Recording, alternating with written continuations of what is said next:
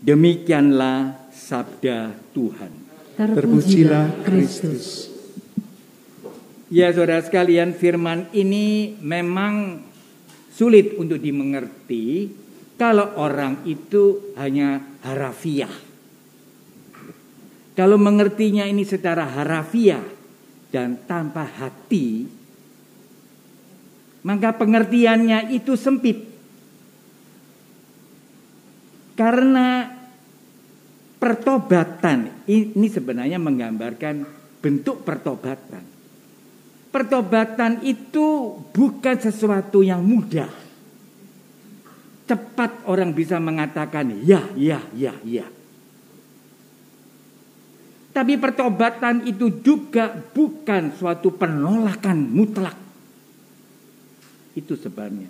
Karena yang menjadi ukuran itu bukan apa yang dilihat oleh manusia, tapi apa yang ada sikap dasar dia. Ini mungkin bisa kita pakai kalau Anda mengaku dosa atau apa itu. Karena orang itu bisa bertobat bukan karena kekuatannya sendiri. Itu sudah menjadi sombong. Bukan karena kekuatannya sendiri orang itu bisa bertobat.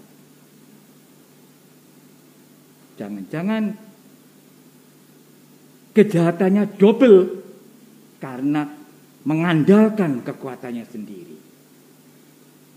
Tapi pertobatan adalah suatu sikap di mana orang itu merendahkan diri. Orang itu jujur dengan dirinya. Nah, karena itu contoh yang diberikan ini baru bisa lebih mengerti. Bukan kata dia mengatakan, ya Bapak aku pergi, itu adalah keliru. Tapi orang ini tidak dewasa. Orang ini kanak-kanak. Artinya itu spontanitas yang seringkali kurang dipikir. Kurang sungguh-sungguh didalami. Tetapi yang kedua menurut saya, bukan karena penolakan itu lalu dia menjadi baik. Tidak. Tapi dengan penolakan itu orang itu menjadi sadar. Siapa sebenarnya yang meminta aku bertobat? Dan mengapa aku juga harus bertobat? Itulah suatu proses yang sekarang ini perlu kita renungkan. Ini saja apakah Anda bingung atau tidak saya tidak ngerti. Ya saya tidak mau membingungkan Anda. Nanti menjelang Natal ada ibadah tobat. Yang saya dengar gereja saya, tapi tidak ada absolusi umum. Ya.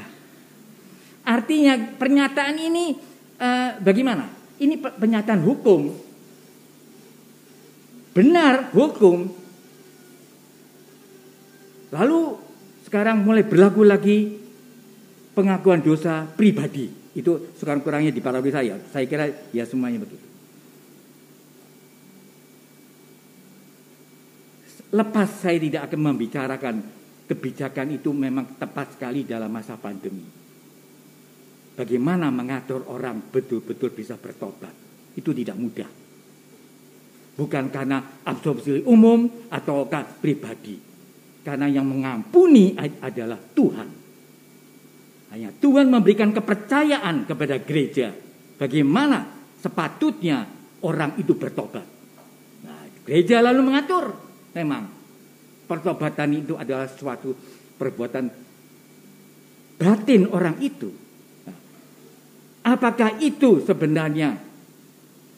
Nanti saya ngomong gini ya bisa keliru nih. Apakah dia tanpa pengakuan dosa, tapi dia percaya, itu sangat tergantung kepada orang itu sendiri. Dan itu sudah dijalankan, cuma tidak ditekankan. Ayo sekarang ngaku dosa, mau Natal, sekarang itu aja. Sebenarnya setiap malam Anda itu harus bertobat. Kalau menjalankan doa malam, itu kan pemeriksaan batin. Tetapi pengakuan dosa itu adalah suatu cara di mana Tuhan menunjukkan kasih-Nya.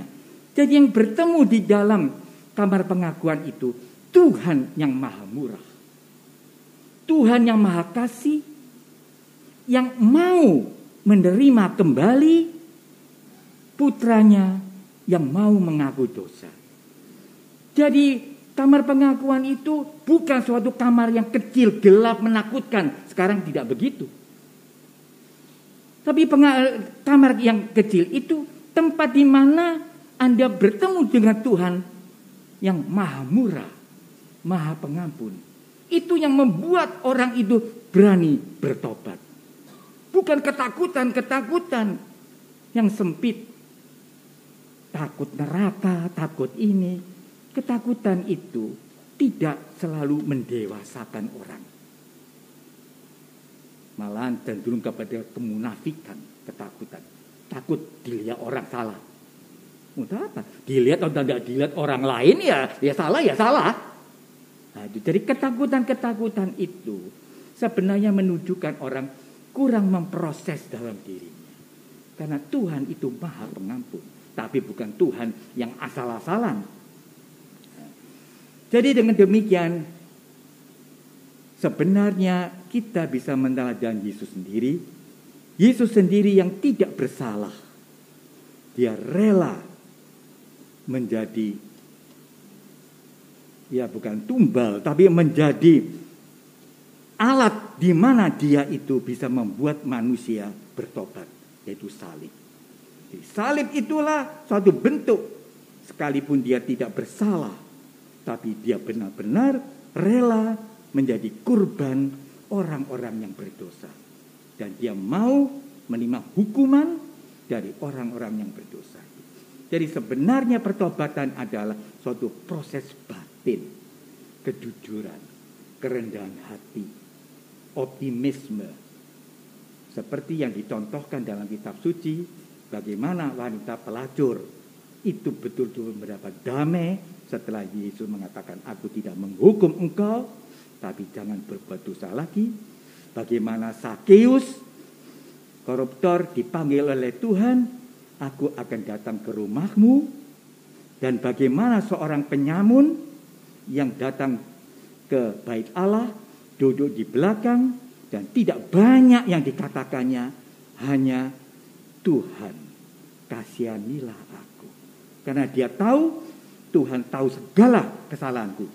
Aku hanya minta pengampunan. Dan tidak seperti. Dan Tuhan juga orang-orang Farisi yang cenderung untuk merasa lega, dia menjadi orang yang lebih baik. Orang itu lalu menunjukkan kebaikan-kebaikannya. Mestinya ya baik toh, tapi sikap dalamnya adalah kesombongan. Jadi inilah saudara sekalian yang harus dimengerti firman hari ini menurut saya, yaitu bahwa kita belajar dari orang-orang pendosa dalam kitab suci yang merasa dicintai Tuhan sehingga dia benar-benar menjadi baik, menjadi sembuh dan makin mencintainya. Tapi bukan orang yang sok suci, sok menonjolkan diri, tetapi sebenarnya dia tidak menyesal betul-betul dalam hatinya. Dan untuk itu kita tidak bisa saling mengadili, tapi kita percaya Tuhan Maha Pengampun dalam hidup kita.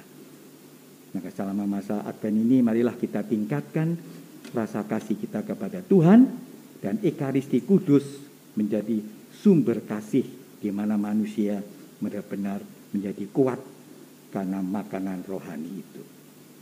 Marilah dengan pokok iman inilah kita akan merayakan perayaan Ekaristi Kudus siang ini.